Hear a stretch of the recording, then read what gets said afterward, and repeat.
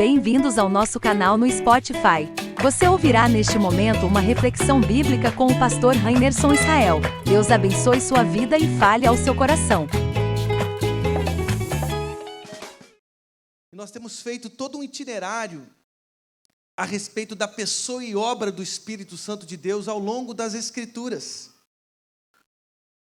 A sua ação no Antigo Testamento, e agora nós estamos entrando num novo campo, extraordinário também, tão extraordinário quanto suas ações no Antigo Testamento, é percebê-las de forma ainda mais nítida e clara no Novo Testamento.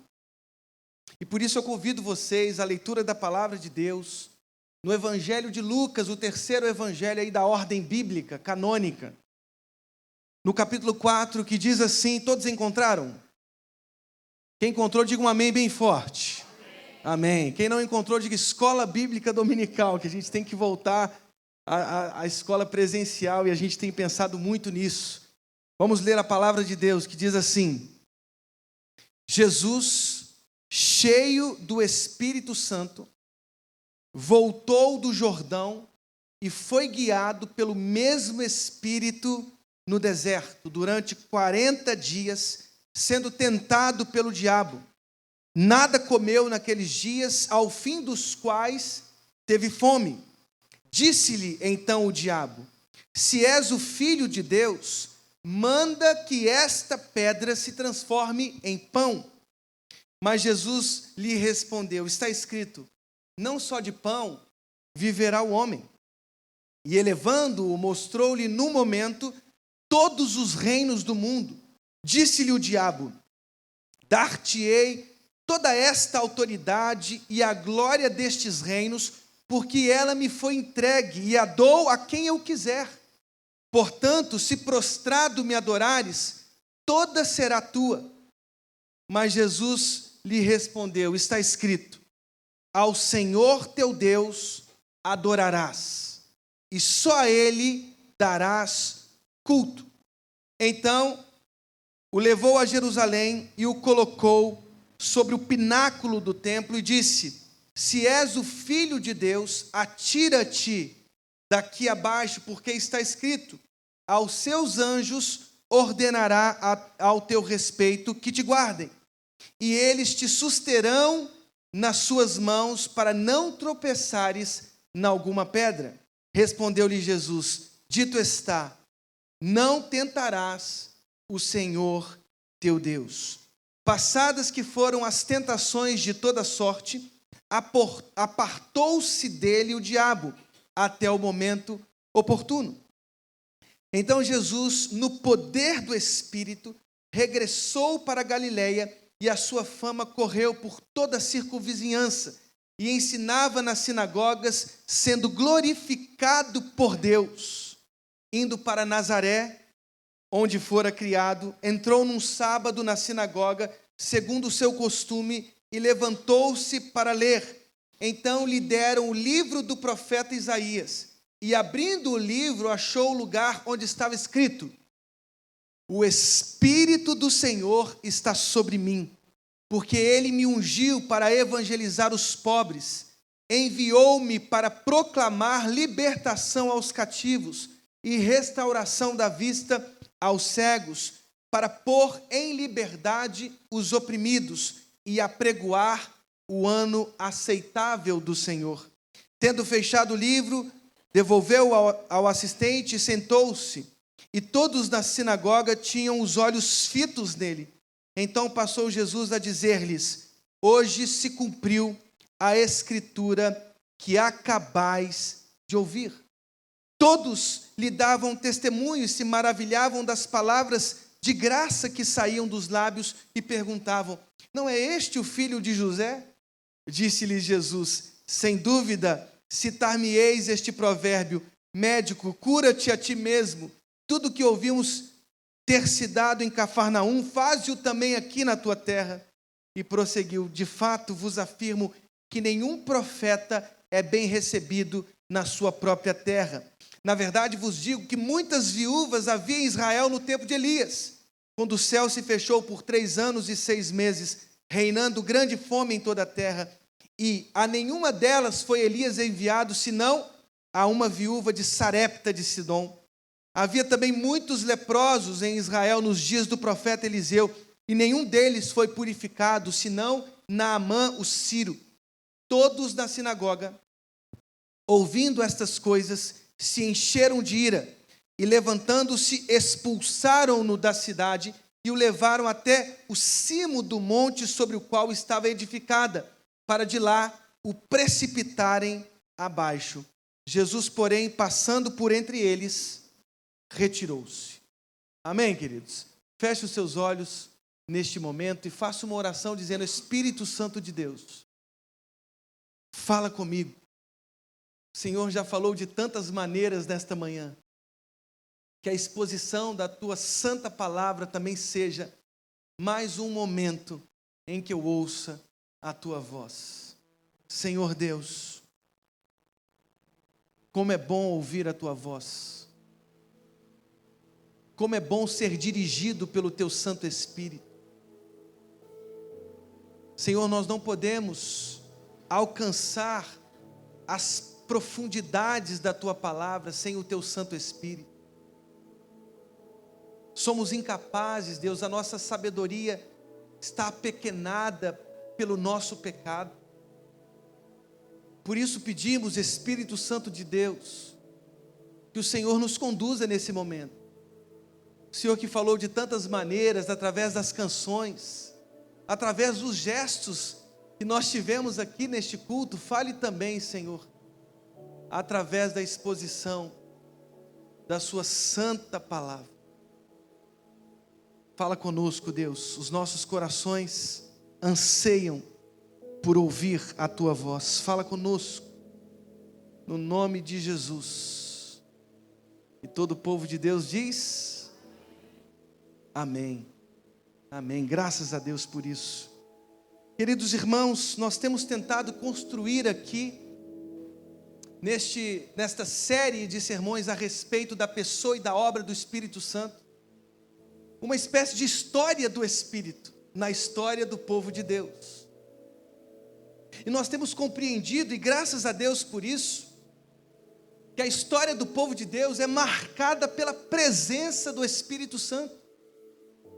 Desde a criação da humanidade, quando o Espírito pairava por sobre a face das águas. As ações do Espírito Santo de Deus no deserto, na vida dos juízes que foram levantados e erguidos pela força do Espírito Santo e não agiam senão pela força do Espírito Santo. Conhecemos tantas histórias como de Jefité, Gideão, homens que foram usados pelo Espírito Santo de Deus, foram envolvidos, embebidos da presença do Espírito Santo nas conquistas da terra prometida. Irmãos, falamos sobre momentos difíceis, como por exemplo o exílio. Quando, por exemplo, Ezequiel foi conduzido a um vale de ossos sequíssimos, e lá Deus o ensinou que ossos secos podem sim se tornar um poderoso exército diante da força do Espírito Santo de Deus. Amém, queridos? E agora estamos entrando numa terra tão especial, em que com certeza é mais nítido ver o rosto do Espírito Santo de Deus. E como entrar no Novo Testamento sem pensar a pessoa de Jesus? Porque quando nós observamos pelos evangelhos a vida de Jesus, nós percebemos que este Jesus, ele viveu a sua vida repleto do poder do Espírito Santo de Deus. Toda a vida de Jesus foi permeada pela força do Espírito Santo de Deus. Desde a concepção no ventre de uma virgem, irmãos. O grande milagre do Novo Testamento. Uma virgem chamada Maria, e falamos tanto sobre isso nos sermões do mês de dezembro a respeito do nascimento de Jesus, sobre os olhares de tantos personagens importantes. Quando o anjo Gabriel diz claramente a Maria, ó, você vai conceber um homem extraordinário dentro de você. Mas como? Se não tenho relações com nenhum homem. E aí Gabriel diz assim: descerá sobre ti o Espírito Santo de Deus, e o poder do Altíssimo te cobrirá. Queridos, a vida de Jesus, sua encarnação no ventre de uma virgem, sua concepção extraordinária no ventre de uma virgem, se deu pela força do Espírito Santo de Deus. Toda a vida de Jesus foi marcada pela presença do Espírito nele, o envolvendo, o embebendo com a sua glória. Não sei se vocês se lembram das palavras de João Batista, o precursor do ministério de Jesus, quando em Mateus 3, 11 e 12, ele diz claramente: virá um outro superior a mim, eu não sou digno de carregar suas sandálias, de desatar suas sandálias.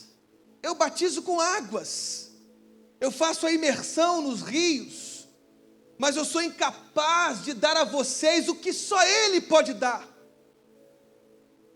Ele vai batizar vocês com o Espírito Santo e com fogo. E o fogo aqui, irmãos, é o fogo da extinção, porque ele tem uma pá em sua mão. E ele vai limpar o eirado, ele vai separar, sim, no celeiro, o trigo da palha, e queimará a palha em fogo inextinguível. Jesus estava tão embebido da presença do Espírito Santo de Deus, sua vida extraordinária, sua concepção extraordinária, que só ele, não João Batista, porque o máximo, irmãos, que nós podemos fazer como igreja, é batizar as pessoas nas águas em nome do Pai, do Filho, do Espírito Santo, mas quem batiza no poder do Espírito Santo de Deus é Jesus, porque ele está repleto da presença do Espírito Santo de Deus. Toda a sua vida íntegra, obediente, foi permeada pela glória do Espírito Santo em sua pessoa. Eu não sei se vocês se lembram, mas no comissionamento dos 12, abram comigo, isso é interessante você observar, em Mateus capítulo 10, eu leio com vocês o texto de Mateus, depois a gente volta a Lucas. Mateus capítulo 10 diz assim, no verso 1, tendo chamado os seus 12 discípulos, deu-lhe Jesus autoridade sobre espíritos imundos para expelir e para curar toda sorte de doenças e enfermidades. Olha o que diz o verso 8, curai enfermos, ressuscitai mortos, purificai leprosos, expeli demônios, de graça recebestes, de graça, o quê? Dai. Irmãos, preste bem atenção nisso, nós vamos ler também do 16 ao 20, aqui nós estamos num contexto de profunda batalha espiritual. Em Mateus 8 nós temos a cena do endemoniado de Gadara, ou Gerasa, uma batalha espiritual, e agora estamos aqui envolvidos num contexto muito claro, o comissionamento dos 12 discípulos, que são enviados para esta batalha. Irmãos, somos discípulos de Cristo Jesus. Você pode dizer um amém forte aí? Nós somos discípulos de Cristo. Nós estamos sendo enviados, não para facilidades. A nossa batalha é clara, é uma batalha espiritual. Veja o que diz o verso 16, preste bem atenção. Eis que eu vos envio como ovelhas para o meio de lobos, sede portanto prudentes como as serpentes, e simples como as pombas, e acautelai-vos os homens, porque vos entregarão aos tribunais, e vos açoitarão nas suas sinagogas. Por minha causa sereis levados à presença de governadores e de reis, para lhes servir de testemunho a eles e aos gentios. E quando vos entregarem, não cuideis em como ou que haveis de falar, porque naquela hora vos será concedido o que haveis de dizer, visto que não sois vós os que falais, mas o Espírito de vosso Pai é quem fala em vós. Jesus enviando, comissionando os 12, dizendo claramente: acautelai-vos, sejam simples como as pombas, mas astutos como as serpentes. A batalha não será fácil, eles açoitarão vocês como Paulo foi açoitado tantas vezes, como Pedro foi crucificado de cabeça para baixo, como a tradição diz. Não é simples, irmãos, mas a certeza, a paz que carregamos, mesmo e diante de tantas afirmativas sobre esta luta espiritual, é que não somos nós que falamos. Não somos nós quem falamos, quem fala é o Espírito Santo em nós. Aliás, até as orações mais íntimas e dolorosas são realizadas pelo Espírito Santo de Deus em nós, com os seus gemidos inexprimíveis, como diz o apóstolo Paulo. Irmãos, a vida de Jesus era uma vida repleta do Espírito Santo de Deus. Toda a vida dele, desde a sua concepção, no batismo, quando o Espírito Santo de Deus desce como uma pomba e pousa sobre ele, como se aquela cena tão perfeita e trinitária, o Pai, o Filho e o Espírito Santo envolvidos, porque o Pai diz: este é o meu Filho amado, em quem sinto profunda alegria. O Espírito pousa sobre ele como se a Trindade estivesse dizendo: ele é o verdadeiro Filho eterno de Deus. Toda a vida de Jesus repleta do Espírito Santo. No comissionamento dos 12, até, irmãos, no Getsêmani. Quando você pega o texto de Marcos 14, você percebe lá no verso 36 que naquela dor, naquele horto de sofrimento, Jesus faz a oração do Abba, Paizinho. Nós sabemos através de Gálatas 4, Romanos 8, que aqueles que fazem esta oração tão íntima estão embebidos do Espírito Santo de Deus. Toda a vida de Jesus, desde sua concepção, pelos momentos mais tristes e angustiantes, o Espírito Santo estava ali, fundamentando suas decisões, fundamentando a sua vida extraordinária, até a sua ressurreição, irmãos. Olha o que diz em Romanos 8:11: se habita em vós o Espírito daquele que ressuscitou a Jesus dentre os mortos, esse mesmo que ressuscitou a Cristo, vivificará também o vosso corpo mortal. O Espírito Santo concebe Jesus no ventre de uma virgem, o conduz a tantos momentos em sua vida, até nos momentos de dor, e o ressuscita dentre os mortos. A vida de Jesus foi uma vida no Espírito. Eu quero ter a vida de Jesus.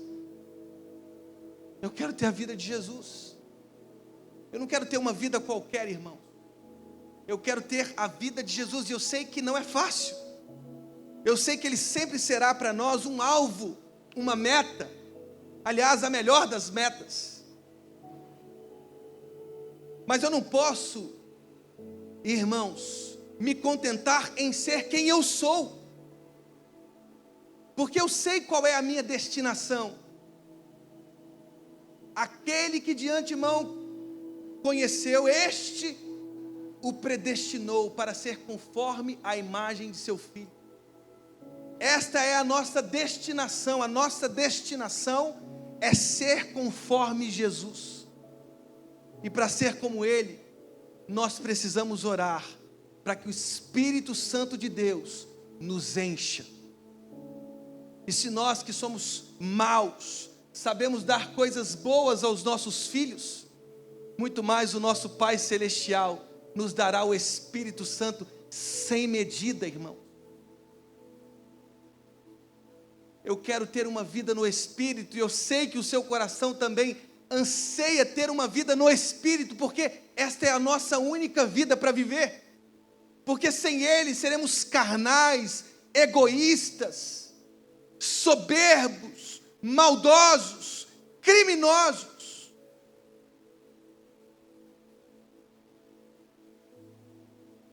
É só o Espírito Santo de Deus que nos faz ser como Jesus é. Um dos mais importantes pastores que nós temos no nosso país, o pastor Augusto Nicodemos, um homem sério de Deus, ele diz: qual que é a minha diferença? Qual a diferença entre mim e um estuprador, um criminoso? Nenhuma. Somos miseráveis, pecadores. A diferença é que Cristo me justificou, me trouxe para perto dele. Quem somos nós, irmãos, sem o Espírito Santo de Deus? É tudo pela força dele. Amém, queridos? Quando a gente abre em Lucas 4, nós presenciamos tantas cenas extraordinárias. Porque às vezes a gente entende que a vida no Espírito é uma vida longe, por exemplo, de tentações. E olha o que diz Lucas 4. Diz assim: Jesus, cheio do Espírito Santo, voltou do Jordão e foi guiado pelo mesmo Espírito no deserto. Durante 40 dias, sendo tentado pelo diabo, não comeu naqueles dias, ao fim dos quais teve fome. E aí começam as tentações narradas pelo Evangelho do diabo em relação a Jesus. Irmãos, é impressionante perceber a grandeza do que está sendo dito aqui em Mateus 4. Uma vida no Espírito não é uma vida longe das tentações, das armadilhas do diabo, das ciladas de Satanás. O texto é claro, ele é óbvio, ele está dizendo que Jesus, cheio do Espírito Santo, ele foi guiado pelo mesmo Espírito a um deserto hostil. 40 dias sem comida, sendo tentado pelo diabo. Não sei se vocês conseguem enxergar o que eu enxergo em Lucas 4, também esse texto está em Mateus 4, em Marcos capítulo 1. Mas lá em Gênesis 3, o primeiro homem, Adão, ele falhou. Ele falhou quando foi tentado pelo diabo. O diabo confundiu em suas letras. Não, vocês não vão morrer. Certamente vocês morrerão, disse Deus, se vocês comerem da árvore do conhecimento do bem e do mal. Mas Adão resolveu negar a voz de Deus. Ele resolveu virar as costas para Deus e disse: eu me basto, eu sou suficiente, eu tenho competência para discernir entre o bem e o mal. E todas as vezes, irmãos, que a gente diz isso, nós caímos nas nossas próprias soberbas, prepotências. Adão caiu em sua própria soberba. Ele disse assim: eu me basto, eu posso conhecer, eu posso discernir entre o bem e o mal, sem uma instância superior. Para que uma instância superior? Era como se Adão estivesse dizendo assim: Deus morreu, eu não preciso de uma voz paterna, eu não preciso da presença de Deus na viração do dia, dizendo para mim o que eu tenho que fazer.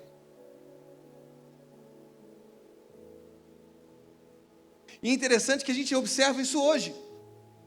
As pessoas estão vivendo essa falsa liberdade. Elas não querem ouvir os mandamentos de Deus, elas não querem ouvir a palavra de Deus, elas se bastam. Elas se bastam. Elas fazem o que o desejo delas determinam. O desejo que se tornou o tirano desse tempo. Nós vivemos uma sociedade hedonista. Tem um filósofo alemão chamado Kant, que ele diz assim: somos livres quando não fazemos o que queremos. Ele inverte toda a lógica, porque quando a gente sempre faz o que a gente quer, aí nós confessamos a nossa escravidão. Sim, você é um homem casado, você é uma mulher casada, você passa e atravessa, sempre aparecem homens bonitos, mulheres bonitas. Se você fizer tudo o que o seu desejo diz para você fazer, você se tornará um escravo. E a liberdade está em simplesmente viver o que não se quer.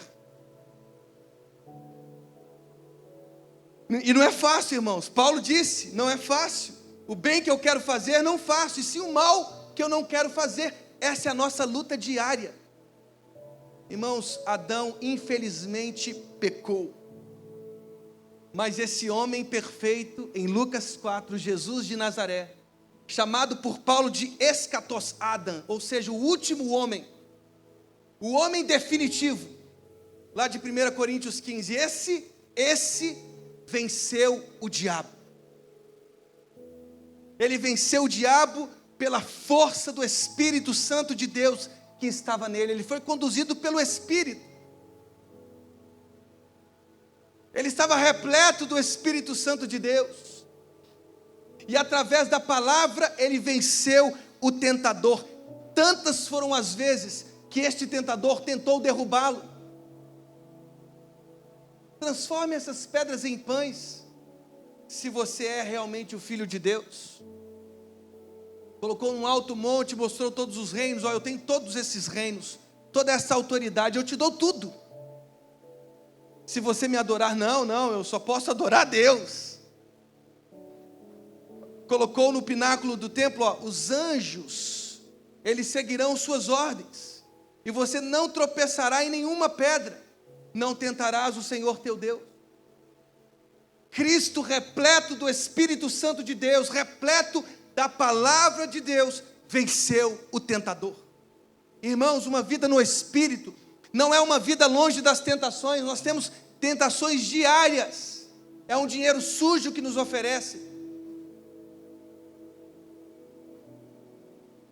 É uma droga que oferece para os nossos jovens, para os nossos adolescentes na escola. Aliás, pais, fiquem de olho nos amigos dos seus filhos. Eu estou com um filho de 10 anos e eu já estou assustado. Nós temos que observar tudo, a gente tem que estar com olhos atentos, discipulado todos os dias. Porque infelizmente as falsas amizades derrubam e podem derrubar os nossos filhos. Tentações, somos envolvidos nas tentações e nas ciladas do diabo o tempo inteiro. E quantas vezes nós caímos, irmãos? Quantas vezes caímos em tentações? Eu não estou aqui para julgar ninguém, eu não posso me colocar no pedestal e julgar ninguém. Somos falhos, somos pecadores, somos miseráveis, mas não podemos usar o discurso da miséria para justificar os nossos futuros erros. Isso é graça barata, irmão. A graça nos transforma. Ela nos diz que nós somos melhores a cada dia de relacionamento com Deus. Lá em Filipenses, Paulo diz assim: aquele que começou a boa obra em vós, há de completá-la. Ou seja, somos obras inacabadas, mas Deus está nos aperfeiçoando com suas mãos. Amém, irmãos? Somos tentados. Quantas vezes caímos nas tentações? Mas Cristo está nos dizendo aqui que a gente só pode vencer a tentação pela força do Espírito Santo de Deus em nós. Não lute contra o pecado. Seja cheio do Espírito Santo de Deus. Porque você pode ser tentado em lutar contra o pecado com suas próprias mãos, com suas próprias forças. E não é sobre isso o reino de Deus. Se envolva com o Espírito Santo de Deus. Abra a palavra, feche a porta do seu quarto. Irmãos, feche a porta do seu quarto. Viva experiências com Ele. Se ajoelhe na presença dEle, ore. Busque a palavra de Deus. O pastor Edgar Barreto Antunes, ele escreveu à mão a Bíblia inteira. A Bíblia inteira ele escreveu. O pastor Edgar, que infelizmente faleceu ontem. Um homem cheio do Espírito Santo de Deus, cheio de temor, sempre calmo, tranquilo, não mudava a sua voz, pelo menos as experiências que eu tenho com ele, na juventude, nos programas da Juventude Batista Brasileira, sempre presente em tudo. Escreveu a Bíblia de Gênesis a Apocalipse com suas mãos, tal era a sua paixão pela Sagrada Escritura. A gente só vence assim, nós só vencemos as tentações pela força do Espírito Santo de Deus, amém, queridos? Amém, irmãos? Mas Lucas 4 nos fala mais sobre a vida no Espírito. Lá no verso 14 diz assim: então Jesus, no poder do Espírito, regressou para a Galileia. Aqui Lucas está abrindo a vida pública de Jesus, o início. Jesus está principiando aqui a sua vida pública, o seu ministério. E sua fama correu para toda a circunvizinhança, e ensinava nas sinagogas, sendo glorificado por todos. Irmãos, uma vida no Espírito é uma vida ministerial. É uma vida de serviço. É uma vida em que nós servimos as pessoas.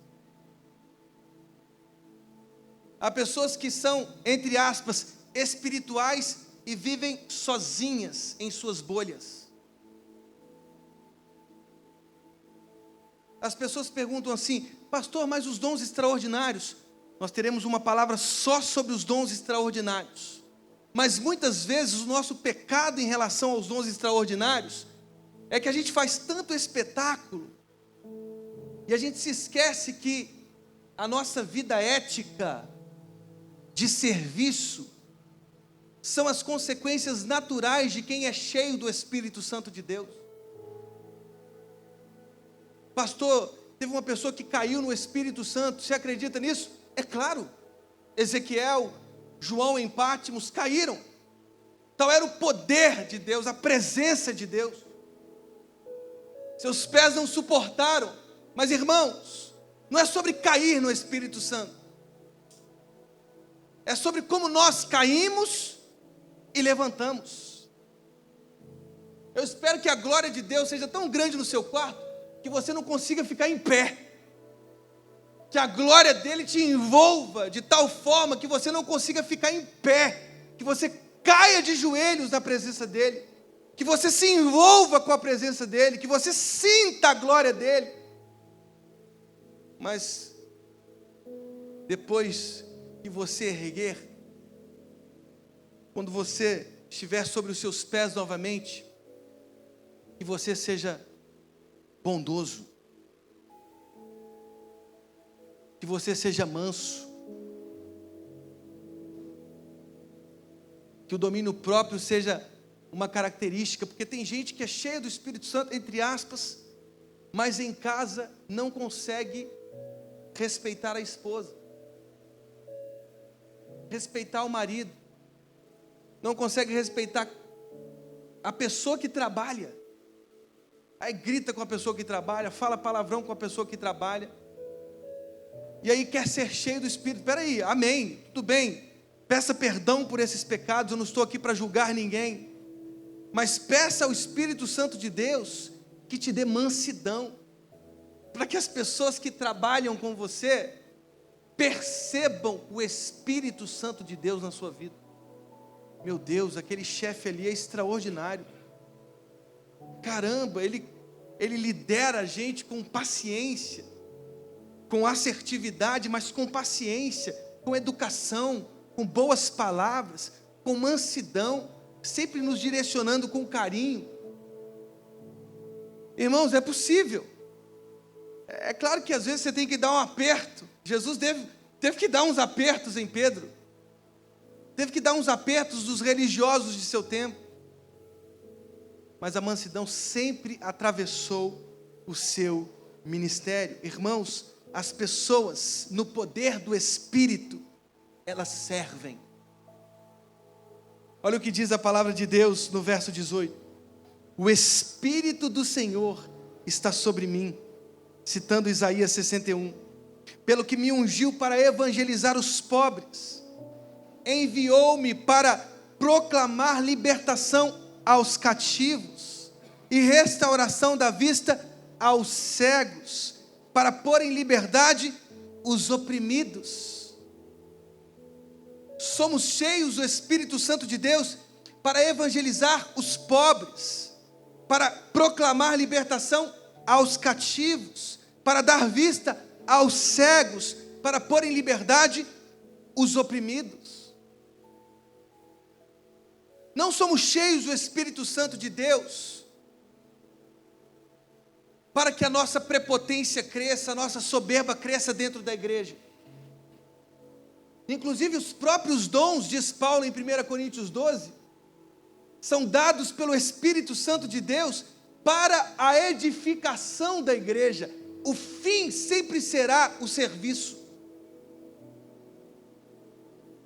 O fim sempre será lavar os pés do outro, evangelizar os que estão lá, exilados em suas próprias almas,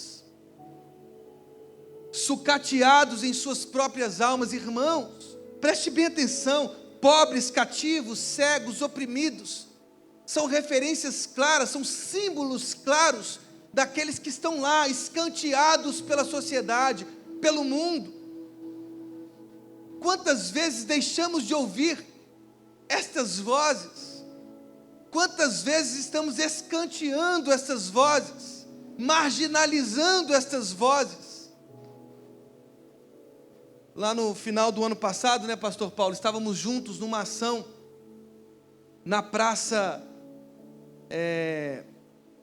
qual o nome do Patriarca, em frente à primeira igreja batista de Madureira. Várias igrejas batistas envolvidas num momento maravilhoso, o Natal Sem Fome da Cristolândia.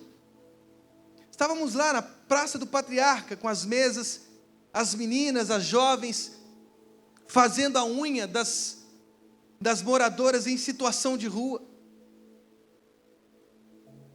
A gente fazendo um Natal bonito, com chester, com peru, uma comida boa, bonita, tudo bem feito.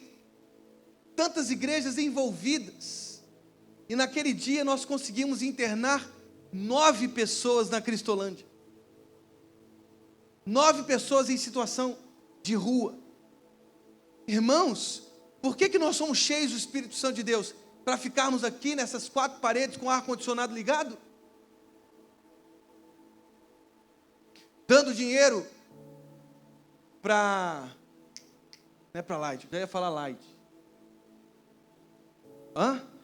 Para Enel, né, o Enel, qualquer que seja a pronúncia, está arrancando dinheiro da gente.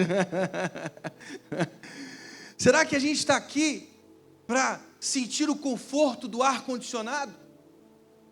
Nós vamos ter um impacto, não sei se no mês de março ou abril, impacto evangelístico aqui em Itaipava. Os seminaristas do Seminário Batista do Sul vão subir para se juntar a nós da igreja Casa Viva, para fazer um impacto de evangelismo ali no parque, nas ruas, nas casas. Quem serão as pessoas que estarão envolvidas nisso? Percebam só, irmãos, nós estamos trocando as coisas. Trocando as coisas. Faça um show gospel, quantas pessoas vão estar lá? Agora faça uma ação social, um impacto de evangelismo, uma manhã de intercessão, quantas pessoas vão? Irmãos, nós estamos invertendo o reino de Deus.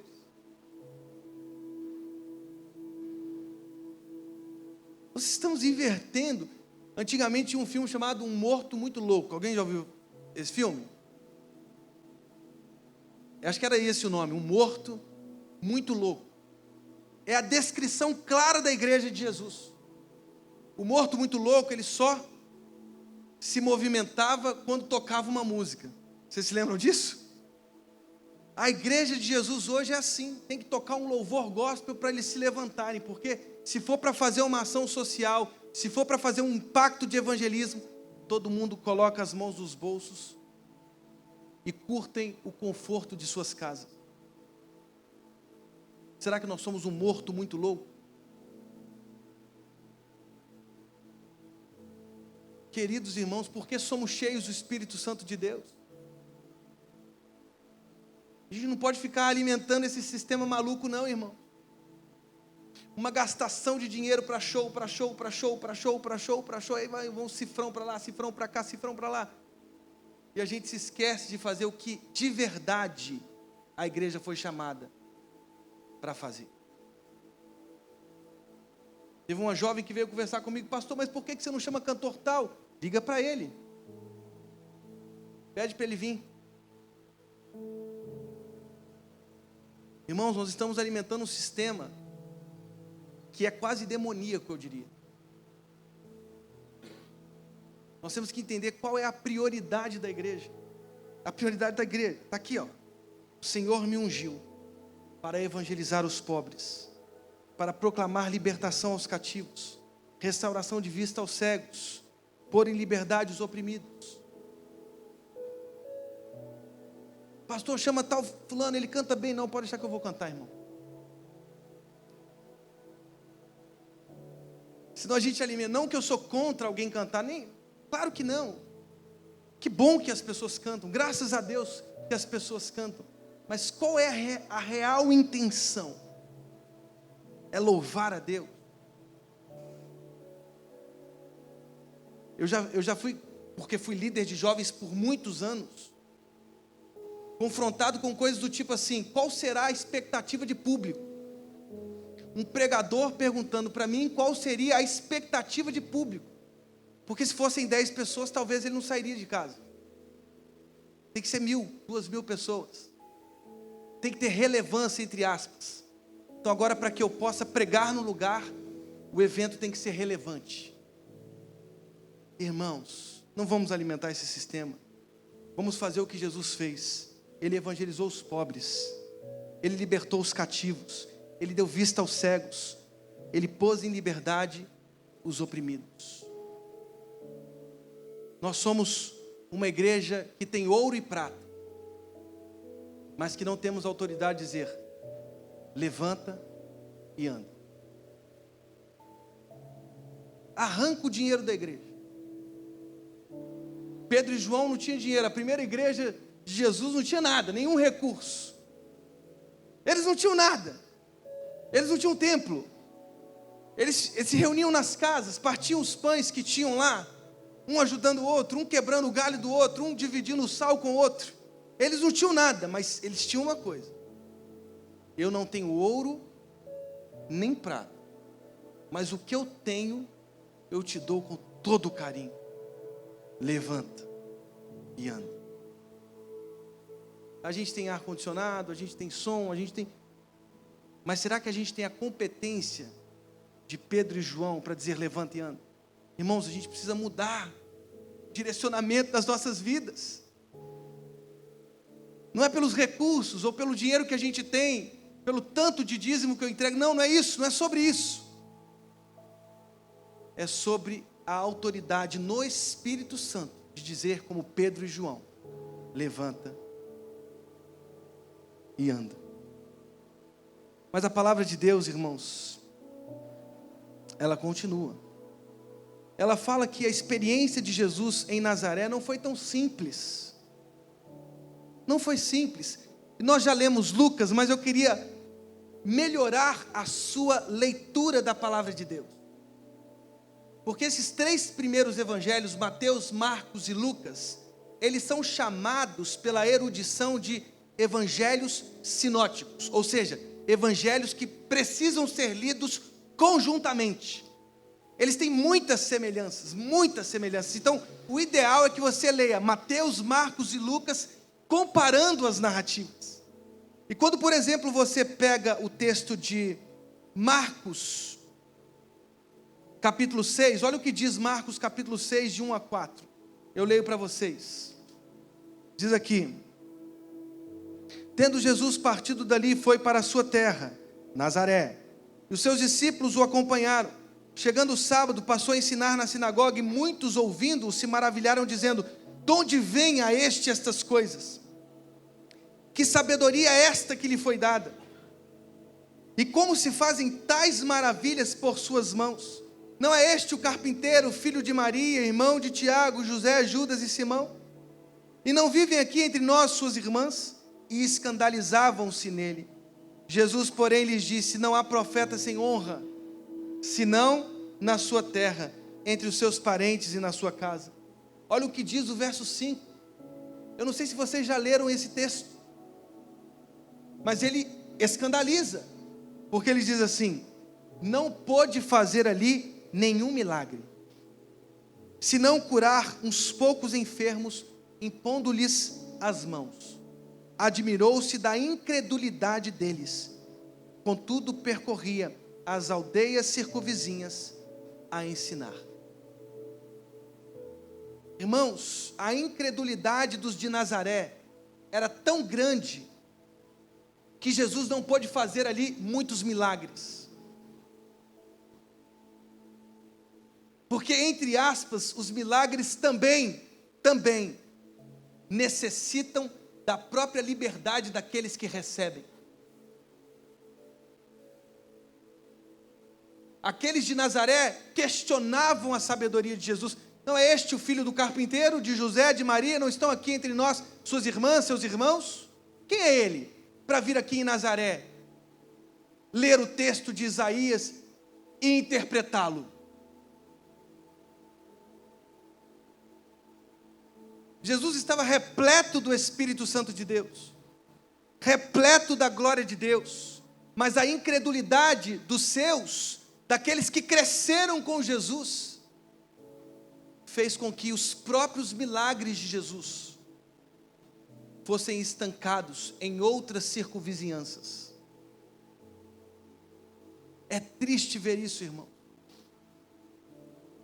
É triste. É triste perceber quanta incredulidade em nossos tempos.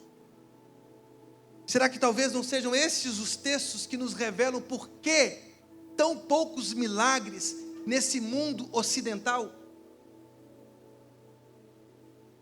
Nós somos muito cientificistas, muito racionalistas, dependemos muito, centralizamos muito o cérebro como se fosse a experiência maior da humanidade.